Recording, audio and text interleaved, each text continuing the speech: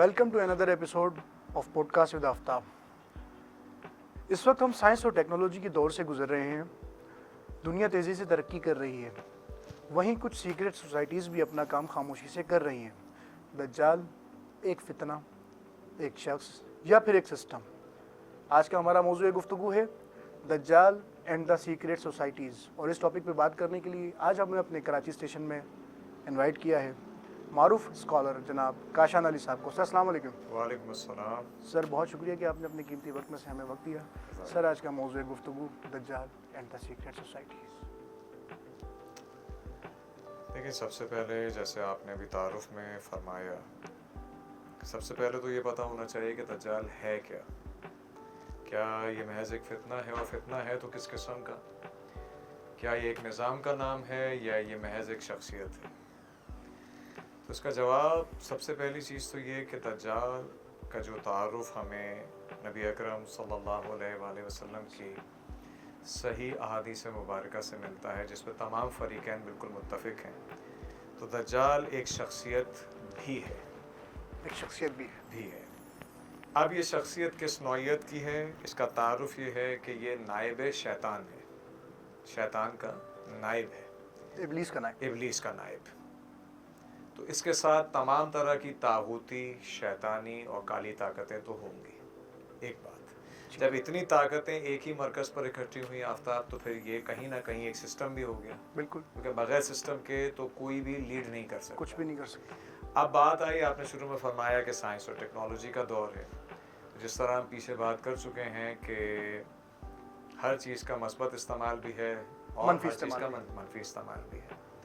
तो जिस तरीके से साइंस का मस्बत इस्तेमाल है, तो इसी की इजादात का बहुत ज़्यादा मनफी इस्तेमाल भी है, और वो होता हुआ नज़र आ रहा है। बिल्कुल, कहीं ना कहीं इस पूरी दज्जाल की जो तहरीक है, जिसको आप अपने हिसाब से तमाम खुफिया तहरीकें या सीक्रेट सोसाइटीज़ जो आप कह रहे हैं, उनका ताल्लुक दज्जाल से नहीं है। बिल्कुल, कुछ ऐसी भी हैं जो मस्बत चीज़ों के हवाले से भी काम कर रही हैं, एक रेजिस्टेंस, एक मुकाविमत, एक मुज़ाहिमत कर रही हैं। वो एक अलग चैप्टर है। आज हम बात कर रहे हैं बुनियादी तौर पर दज्जाल और उन खुफिया तहरीकों की जिसने इस दज्जाली निज़ाम को यहाँ तक पहुँचाया। बिल्कुल। तो इस अगर सिस्टम की हम बात करें, तो इस पर काम तो बरसों से हो रहा है। बिल्कुल। और अहादीस मुबारका में एक सहाबी रसूल का जिक्र है कि जिनको एक अपने पानी का जहाज़ तबाह होने के बाद एक जजीरे पर पनाह मिली, और उन्होंने एक शख्स को देखा। अच्छा, इस हदीस के सेहत से बाज़ उलमा इनकार भी करते हैं, लेकिन ये ज़रूर बताया गया कि एक ऐसा शख्स था जिसे जंजीरों से जकड़ा बांधा हुआ था, और उस शख्स के को एक वक्त मुअय्यन के बाद आज़ाद होना था। तो ये दज्जाल एक बहुत बड़ी आजमाइश होगा, बहुत बड़ा फितना होगा, और इसका जिक्र नबी अकरम सल्लल्लाहु अलैहि वसल्लम ने इन अल्फाज में फरमाया था कि सहाबा किराम फरमाते हैं कि हमें ये लगा कि मदीने की खजूरों के दरख्तों के झुंड से अभी दज्जाल निकल आएगा। तो ये देखकर नबी अकरम सल्लल्लाहु अलैहि वसल्लम ने फरमाया, ए मेरे असहाब, खौफज़दा मत हो, अगर वो आ गया इस दौर में तो मैं ख़ुद उसका मुकाबला करूँगा, और जब वो आखिरी दौर में आएगा तो मेरी नस्ल से इमाम महदी और नस्ल इब्राहीम से जनाब ईसा मिलकर उसका मुकाबला करेंगे और उसके फितने का ख़ात्मा करेंगे। लेकिन जितने अरसे ये फितना रहेगा, ईमान वालों के लिए सख्त तरीन आजमाइश का वक्त होगा। यानी कि वो जो हमने सुन रखा था कि वो ईमान के ऊपर हावी हो जाएगा, रोज़ी रिस्क जो है वो लोगों को प्रोवाइड करेगा, तो लोग ईमान से जो है वो साइड पे हो जाएंगे और उसकी तरफ गामज़न होंगे, क्योंकि लाजिम शायद हर एक शख्स की एक नीड होती है, एक बॉडी है, उसकी नीड है खुराक।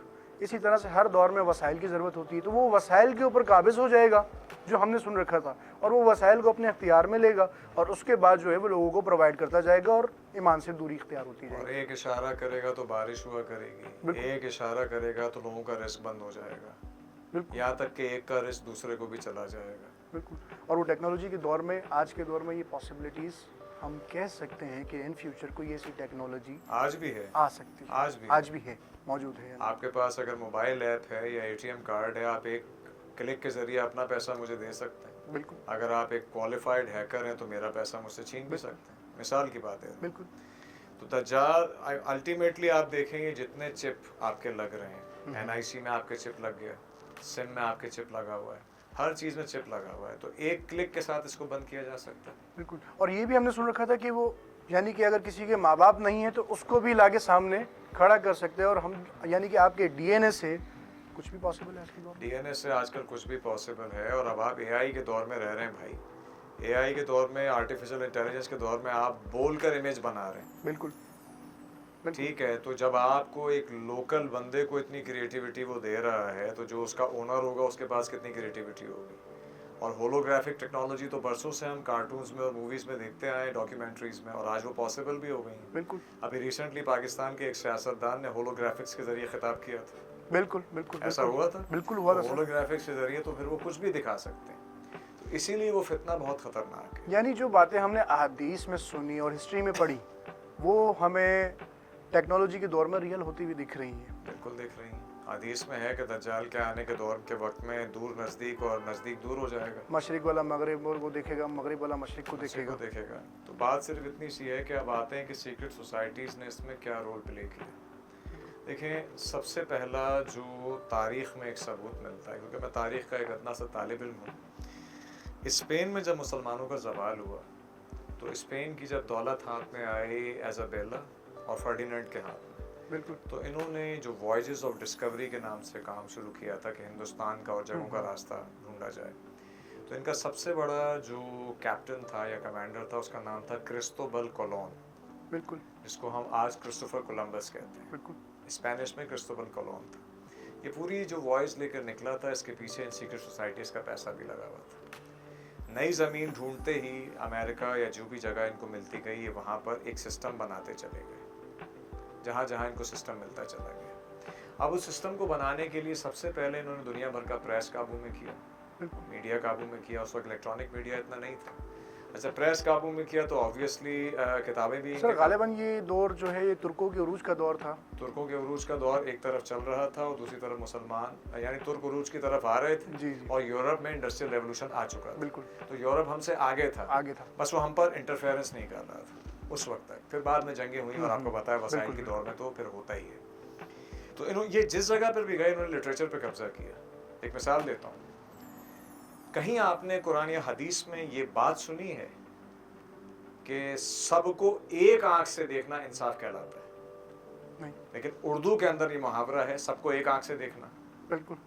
मुझे बताइए, आप अपनी एक आंख बंद करें, अभी हम मीडिया पर बैठे हैं और एक आंख से मैं आपको देखूं, कितना अच्छा लगेगा? तहजीब वाली बात है, किस कदर बेहूदगी है। बिल्कुल ठीक है, सबको एक आंख से देखना, ये बेइंसाफी की किस्म है जिसको इंसाफ बना दिया गया। और ये मुहावरा कितना आम हो गया और सिस्टम बन गया। और फरमाया आपने। बिल्कुल। मुहावरों के यानी एक नज़र यानी वन आई का जो कॉन्सेप्ट है, क्योंकि दज्जाल के लिए ये भी है कि वो काना होगा। बिल्कुल। एक आंख होगी उसके ऊपर, वन आइड पर्सन होगा। ये वन आई का कॉन्सेप्ट आपको जगह जगह तस्वीरों में नजर आएगा। बिल्कुल। यहाँ तक कि हमारे मुकद्दस तरीन मजहबी मकामात पर भी एक आंख से आंसू बह रहा है। अच्छा, यहाँ पे आपने बात करी एक आंख की। सर मैंने अक्सर वो बेशतर देखा है कि हमारे पास कुछ साइंस होते हैं, हर चीज़ का एक सिग्नेचर होता है, एक साइन होता है। तो मैंने देखा है कि स्टार बना होता है और उसके दरमियान में एक आंख है। स्टार भी 5 कोनों वाला होगा। बिल्कुल। ठीक है, 5 कोनों वाला सितारा जो बुनियादी तौर पर बनाया जाता है, ये आजकल जादू के लिए बनाया जाता है, काली ताकतों के लिए। काली ताकतों के लिए, ऑकल्ट साइंसेस जिसको यानी काली ताकतें भी रिलेट कर रही हैं दज्जाल से। तो डेफिनेटली आपको मैंने कहा ना कि शैतान का नायब है। 3 हिस्से इसकी ताकतों के ये हैं कि तागूत भी इसके साथ है। तागूत वो जो बहकाता है। बिल्कुल। ठीक है, ये फ़र्क है। तागूत का काम है बहकाना। सही। ठीक है, काली ताकतें जो हैं वो हर्ट करती हैं, हल्कान कर देती हैं, जिसमें काले जादू से लेकर हर तरह का जादू आ जाता है। ठीक, फिर एक ताकत है वसवसों की। ठीक है, जिसमें इंसान और जिन्नात दोनों हो सकते हैं। मिन शर्रिल वसवासिल खन्नास। ठीक है, तो इसमें अब आगे आकर अगर आप देखें तो चौथा एस्पेक्ट जो यूज़ हो रहा है, इन सारी कुव्वतों को मिलाकर वो काम कर रहे हैं लिटरेचर के ऊपर।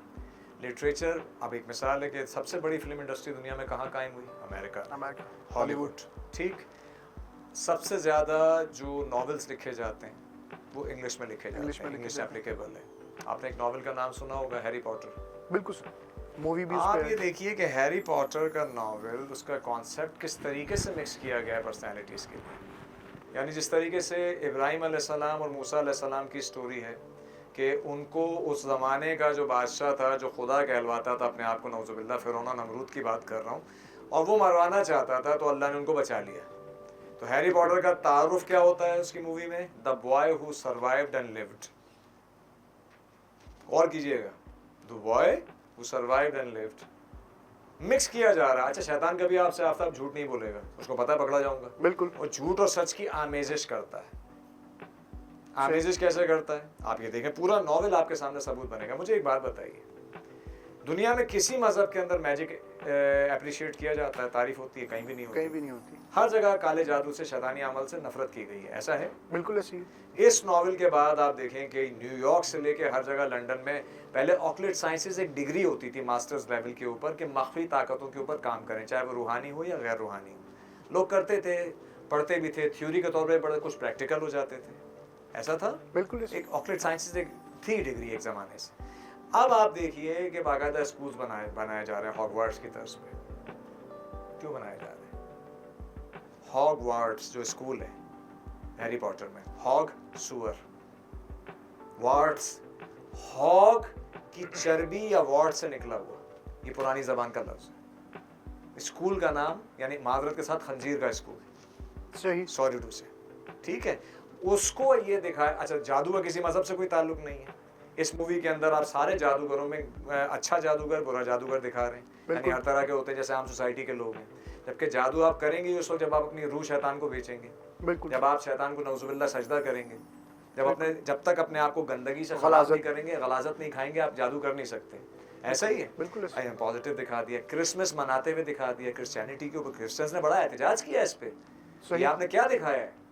लेकिन अब ये स्कूल्स बनने शुरू हो गए। कोई बात जो आप एथीज्म की कर रहे थे, कोई बात जो आपने पहले भी फरमाई कि ये चीज़ें, बेदीनी आपको बहुत आसानी से मादी चीज़ों की तरफ ले जाती है। और मादी ख्वाहिशात में सबसे बड़ी ख्वाहिश इंसान की क्या है? दूसरा मेरा हुक्म माने। उसका शॉर्टकट क्या है? जादू। जादू, ऐसा ही बिल्कुल। आप ये देखिए, अब आज ये पॉजिटिव और नेगेटिव कैसे मिलाया जाता है। ये मैं बड़ी बात कर रहा हूँ, लेकिन आप गौर करेंगे तो आपको अंदाजा होगा मैं क्या कहना चाह रहा हूँ। थोड़ा मुझे वक्त दीजिएगा। जी जी बिल्कुल। देखिए, दज्जाल की एक निशानी बताई गई है, उसकी पेशानी पे एक निशान होगा जो काफिर या कुफर का लफ्ज लिखा हुआ होगा, ऐसा ही। बिल्कुल। हैरी पॉटर की जो पेशानी है जिसको हटाया जाता है, उस पे एक जख्म है, बिल्कुल, जिसपे एक बोल्ट का बिजली के कड़कने जैसा मैसेंजर पे निशान है फेसबुक का, और कई और मैसेजिंग के थंडर टाइप का एक जो है, थंडर बोल्ट टाइप का निशान है, ऐसे ही। बिल्कुल ऐसे ही, टेलीग्राम से लेके हर जगह आपको हर जगह ऐसे ही ऑलमोस्ट, राइट। अब वो निशान यहाँ बना हुआ है, अब वो निशान वहाँ पेशानी पर बना हुआ है उसकी, बिल्कुल, उसको वो पॉजिटिव दिखा रहे हैं। इस फिल्म का जो विलन है वोल्डेमॉर्ट, उसका नाम लेना, यानी बार बार मूवी में आपको ये जुमला नजर आएगा, the one who should not be named, the one who should not be named, जिसका नाम ना लिया जाए। आप बताइए, कुफर की निशानी जिसकी पेशानी पर बनी है वो तो दज्जाल है। बिल्कुल। यहाँ ये हैरी पॉटर को अच्छा, ये बोल्ड का जो निशान है, ये ओल्ड हिब्रियो में, पुरानी इब्रानी जबान के अंदर इस तरह कुफर लिखा जाता था। पेशानी दाग दी जाती थी काफिर की, पुराने रिवायत के तहत ऐसा था। स्कार बना हुआ है उसकी, ठीक, सही, निशान बना हुआ है, कुफर की निशानी उसकी पेशानी पर है, उसको वो पॉजिटिव दिखा रहे हैं। The one who should not be named, आप देखें दुनिया का सिर्फ एक मसीहा ऐसा है जिसने दुनिया को बचाना है अल्लाह के हुक्म से, और उसका असल नाम लेना मना है, असल नाम लेना मना है। उसको हम इमाम मेहदी के नाम से जानते हैं, जिनका असल नाम है मोहम्मद, क्योंकि वो प्रॉफिट मोहम्मद सल्लल्लाहु अलैहि वसल्लम के वारिस हैं और नाम उनका है, तो मुगालता होने का अंदेशा था, इसलिए आले मोहम्मद ने पाबंदी लगाई कि इनको मेहदी या कायम कह के पुकारा जाए। सही। और ये मूवी में दिखा रहे the one who should not be named, यानी कि जो हमारे नजदीक सेवियर है, हाँ, उसको वो दिखा रहे हैं, उसको वो जो है विलन दिखा रहे हैं, और जो विलन है उसको सेवियर। ताकि अच्छा, अब इसका होगा क्या? हैरी पॉटर पढ़ता कौन है? बच्चे क्लास 5 के, क्लास 6 के, जिनकी इंग्लिश अच्छी है। बिल्कुल। जो बड़े बच्चे हैं वो मूवी भी देख रहे हैं, मिसाल की बात है। अब उनके जहन में ये चीज मिक्स होती जा रही है। अब जब दो पर्सनैलिटीज सामने आएंगी, दोनों के पास, एक के पास खुदाई ताकत है, एक के पास शैतानी ताकत है, कुछ हो या ना हो तो कंफ्यूजन तो आएगा, बिल्कुल आएगा, ऐसा होगा, बिल्कुल आएगा। और ये आज की दुनिया का सबसे बड़ा फॉर्मूला है शैतान का, if you can not convince someone then confuse him, वसवसा। ये इस पर काम कर रहे हैं। इस पे आप एक और चीज देखिए, सुपरमैन, और फरमाइएगा इस बात के ऊपर, सुपरमैन की भी जो माथे की लट है वो ऐसे बनी हुई है, बिल्कुल हैरी पॉटर के निशान की तरह। कोई सुपरमैन माथे की लट के बगैर नहीं है, क्यों? ओल्ड फैशन है। सीने के ऊपर कटे हुए डायमंड का उल्टे पिरामिड का निशान बना हुआ होता है। पिरामिड से सुपरमैन का क्या ताल्लुक है? पिरामिड तो आप समझ सकते हैं, फिरौन का ताल्लुक है। और फरमाया आपने, वॉशिंगटन डीसी से लेकर वेटिकन सिटी से लेकर आगे तक सब जगहों पर बेसिलिका बने हुए हैं, ओल्ड बेसिलिका जो फिरौन की वर्शिप की जगह थी। बिल्कुल। ये बेसिलिका एक तिकोन बना हुआ होता है और एक ऐसे बना हुआ होता है। वॉशिंगटन डीसी का तो आप देखेंगे बाकायदा सुर्ख आंख उसके अंदर रोशन होती है। तो ये अपने एक पैटर्न के ऊपर अमल कर रहे हैं जो इनको आगे लेके जाना है। ये इन सीक्रेट सोसाइटीज़ का मकसद है। एक मूवी बनी थी अभी, नॉवल था बड़ा मशहूर जिसमें पाबंदी भी लगा दी थी, तो उसमें एंजल्स एंड डीमंस, अगर आप इस पर बात करें, और इससे पहले थी द डाविंची कोड। तो डाविंची कोड के अंदर एक पूरा फिरका दिखाया गया ओपस डे के नाम से, जो सीक्रेट सोसाइटी है, जो खामोशी से जो भी फेथलेस है उनके नज़दीक वो कत्ल करता है। तो ये काम भी करते हैं। अच्छा, यहाँ सीक्रेट सोसाइटीज़ में से एक जो सोसाइटी दज्जाल से रिलेट की जाती है, इल्यूमिनाटी। इल्यूमिनाती, बिल्कुल, इस पे बात करते हैं। इल्यूमिनाती देखिए, सबसे पहली बात ये है कि इल्यूमिनाती का जो ज़ाहिरी मायने है वो भी नबी अकरम सल्लल्लाहु अलैहि वसल्लम ने फरमाया था कि आखिरी वक्त के अंदर बातें खूबसूरत होंगी, मकसद भयानक होंगे। आप देखिए इल्यूमिनाती निकला है इल्यूमिनेशन से। इल्यूमिनेशन कहते हैं इनलाइटेंड वन, लाइट्स देने वाले। ठीक, इस इल्यूमिनाती की जो तहरीक है उसको नेगेटिव माना जाता है चर्च की ज़बान में भी। क्यों? क्योंकि ये जितने भी एंटी चर्च साइंटिस्ट थे उनकी तहरीक को कहा जाता है। अब हम ना चर्च के अगेंस्ट बात कर रहे हैं, या क्योंकि किसी मजहब के अगेंस्ट हमें बात नहीं कर रही, शैतान और दज्जाल सबके दुश्मन है। ठीक है। अच्छा, बाइबल ने इसको एंटी क्राइस्ट कहा है। ये एक फ़र्क है यहूदियत में और ईसाइयत में। ईसाई इसको एंटी क्राइस्ट कहते हैं, झूठा मसीहा जो दावा करेगा क्राइस्ट के सामने कि मैं क्राइस्ट हूँ, नौजुबिल्ला। यहूदी इसके इंतजार में, वो कहते हैं नौजुबिल्ला ईसा अलैहिस्सलाम जो हैं वो झूठे मसीहा थे, वो नहीं थे, असल मसीहा ये है। इनकी ज़बान में इनको मसाया कहा जाता है। नेटफ्लिक्स पे अभी पूरा सीजन आया था, अगर आप चेक करें, मसाया के नाम से, लेकिन इतना रिएक्शन आया इस्लामिक वर्ल्ड का और ईसाइयों का कि उसको बंद करना पड़ गया। बिल्कुल।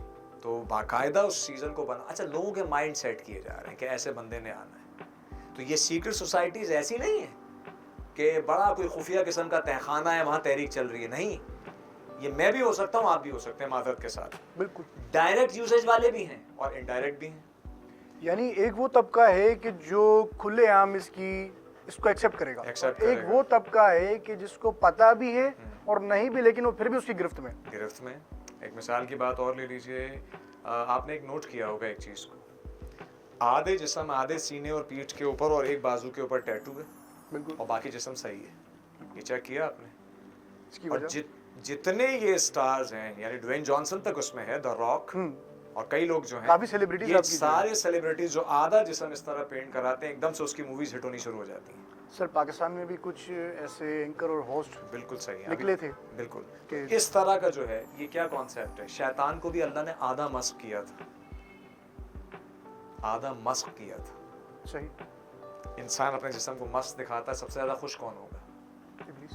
ठीक है, अब आइए दूसरी तरफ, Madonna, one of the favourite singers of the time. ठीक है, मैडोना के जितने गाने उनको रिवर्स में सुन के देखें, सारे स्पेल्स हैं, प्योर स्पेल्स हैं। आप अभी निकालें, अभी चेक कर लें लाइव प्रोग्राम के दौरान, मैं आपको गारंटी दे रहा हूँ, सब स्पेल्स हैं, गारंटीड स्पेल्स हैं, मंत्र हैं।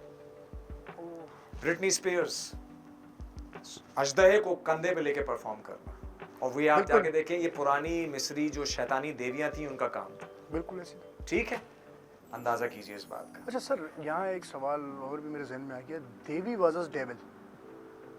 Which one? देवी वर्सेस डेविल, क्या डिफरेंस है? देवी और डेविल में क्या फर्क है? अब आप किस मजहब की देवी की बात कर रहे हैं? एक कॉन्सेप्ट हमें सुनाई देता है कि एक देवी है और एक हमें आता है शैतान, इब्लीस।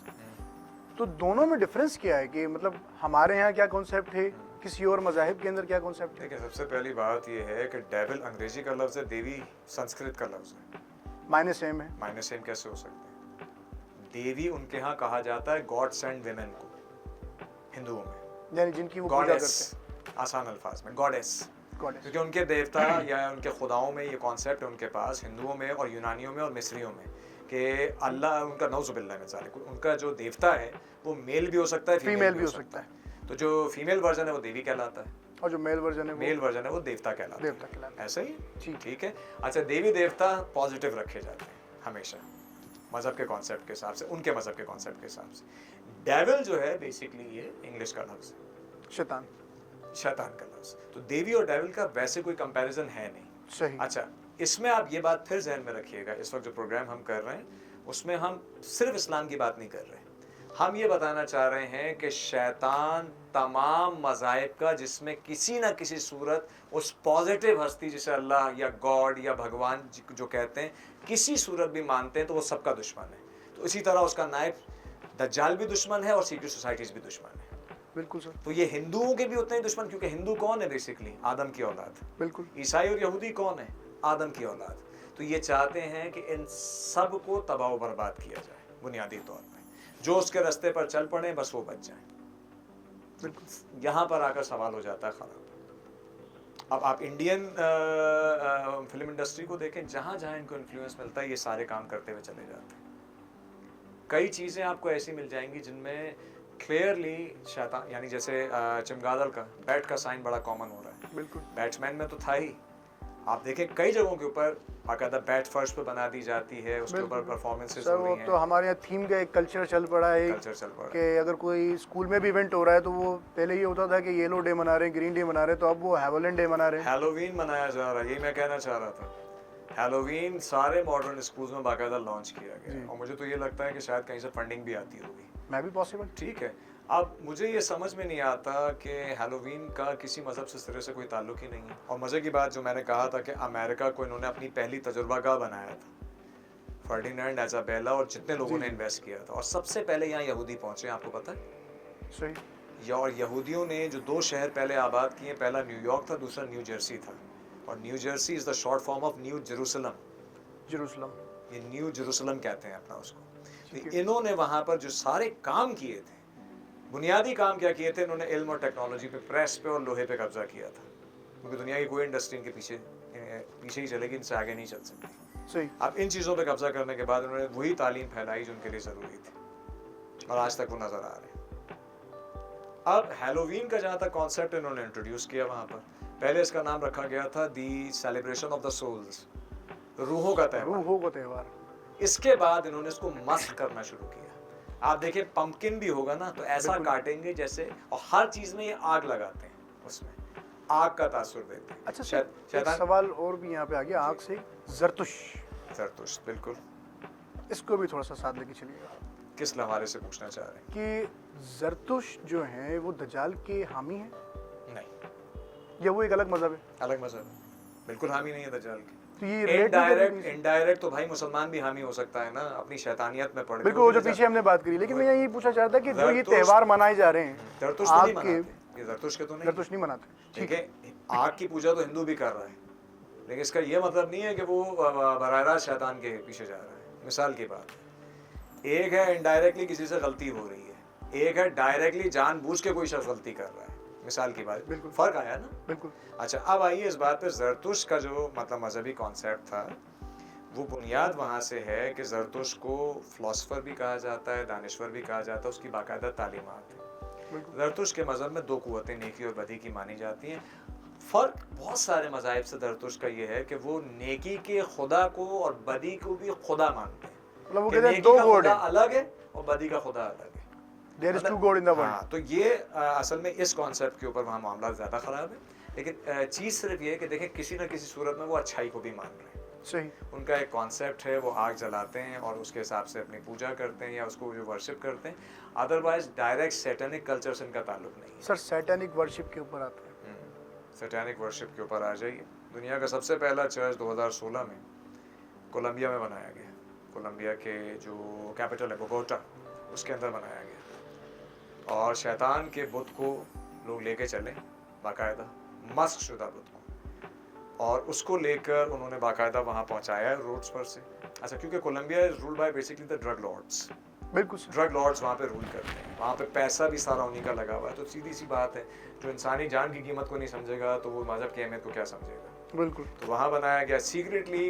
तकरीबन कहा जाता है 4000 से ज़्यादा जगह ऐसी हैं जो इस तरह के सैटेनिक चर्चेस पे काम कर रही हैं, और बाकायदा अफ्रीका में, ब्राज़ील में और बहुत सारी जगहों के ऊपर जो इनडायरेक्ट काम हो रहा है। ये तो डायरेक्ट थी 4000 के करीब, इनडायरेक्ट जो शैतान की पूजा हो रही है उसके अलावा है। और इसका एक बाकायदा सबूत मैं आपको दे सकता हूँ, और जाहिर सी बात है कि मैं यहाँ एज ए रिसर्च स्कॉलर बैठा हूँ, और बहुत सारे लोग जो हैं बहुत सारे मीडिया को देखने को बिल्कुल ही मतलब आउट कर देते हैं। ऐसा नहीं है, मैं कहता हूँ एक आलिम को भी मीडिया को हर लिहाज से देखना चाहिए। आप कुछ मूवीज़ के मुख्तलिफ थीम्स को उठा के देखें तो उसमें बाकायदा आपको सैटेनिक बुत नज़र आएंगे, सींगों वाले वाले ज़बान बाहर निकली हुई, और बाकायदा और उनके सामने रक्स पेश किया जा रहा है, बिल्कुल। जैसे कदीम ज़माने में तकरीबात हुआ करती। अफ्रीका की काफ़ी वीडियोस वायरल हो रही हैं कि वो झाड़ जो है वो रख रहे हैं तो वो खुद ही। देखिए अफ्रीका तो एक डार्क कॉन्टिनेंट है, आज तक वो जादू पे विच डॉक्टर पता नहीं कहाँ कहाँ बिलीव कर रहे हैं। मैं वहाँ की बात कर रहा हूँ भाई जो दुनिया के पढ़े लिखे मुल्कों में एक है, मैं इंडिया की बात कर रहा हूँ। सही। इंडिया के मोस्ट मॉडर्न डायरेक्टर्स भी कहीं ना कहीं डायरेक्टली इनडायरेक्टली यहाँ से इन्वॉल्व है, इनको डायरेक्शंस मिलती हैं। एंड एवरीबडी नोज के फिल्म इंडस्ट्रीज में जो इतना पैसा लगता है आता कहाँ से। अब वो नाम लेना यहाँ ज़रूरी नहीं है वरना बहुत कंट्रोवर्शियल हो जाएगा। बिल्कुल। पैसा सर कोई नहीं लगा सकता, इस तरह अंधा पैसा कोई नहीं लगा सकता। बिल्कुल। और आप ये देखें कि फिर वो कल्चर जब बन के निकलता है तो जो चीज़ें होती चली जा रही हैं एक पैटर्न से होती चली जा रही हैं तो कहीं ना कहीं उसका ज़हनों पे असर तो पड़ेगा। बिल्कुल। और मज़े की बात ये कि बस तवक्कल अल्लाह की ज़ात पर है कि फ़ानूस बन के जिसकी हिफाजत हवा करे वो शमा क्या बुझे जिसे रोशन खुदा करे। सर बहुत ही उम्दा गुफ्तगू रही आपसे और इंशाल्लाह फिर किसी एपिसोड में मैं चाहूँगा कि आप आएँ। नाज़रीन इकराम, वक्त हुआ जाता है प्रोग्राम को इख्तिताम करने का। इंशाल्लाह नेक्स्ट एपिसोड में आपसे फिर मुलाकात होगी। अल्लाह हाफ़िज़।